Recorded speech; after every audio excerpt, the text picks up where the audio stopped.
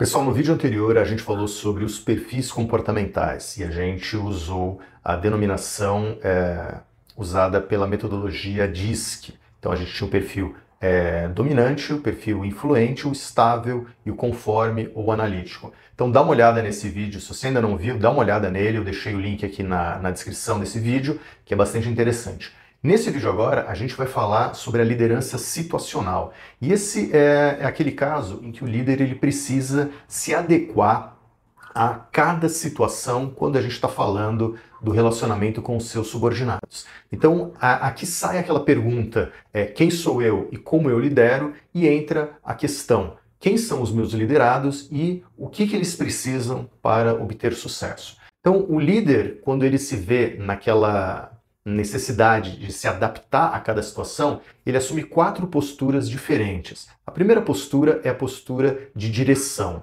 Nesse caso, o líder ele está atuando com profissionais com pouca experiência, com um nível menor de maturidade, um nível menor de desenvolvimento.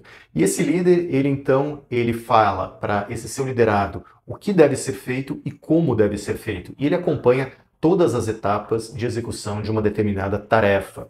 Conforme o liderado ele vai adquirindo experiência, ele vai se tornando um pouco mais competente, o líder ele vai mudando a sua postura. Então a próxima situação é aquela que se denomina de orientação.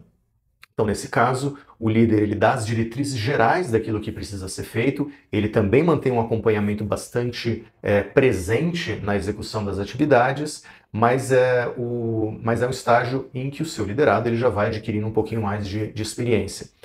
O terceiro estágio é aquilo que se chama de apoio, e nesse caso, então, aumenta já o grau de autonomia do liderado, então o liderado ele ainda não tem aquele comprometimento necessário para exercer plenamente as suas atividades. E por último, né, conforme o liderado ele vai adquirindo essa maturidade, então a gente tem o estágio de delegação. Nesse estágio, o líder já tem bastante confiança no desempenho do seu liderado, e aí então ele pode assumir uma postura um pouco mais afastada. Ele já confia que o seu liderado ele vai saber o que fazer, como fazer, ele já conhece a cultura da empresa e ele já sabe o que o líder espera da sua atuação. Então são esses os 4 tipos de liderança situacional. Também existe, o líder precisa ficar atento quando mudam as atividades de um determinado liderado. Então, por exemplo, mesmo um liderado que já esteja naquele estágio de delegação, ou seja, ele já sabe exatamente o que precisa ser feito, se por um acaso ele tem que exercer uma atividade diferente daquelas atividades rotineiras, então o líder, ele muitas vezes vai precisar retroceder um pouquinho com relação a esse liderado para e prestar um apoio maior à execução. Então isso acontece muitas vezes quando um determinado funcionário ele muda de função na empresa.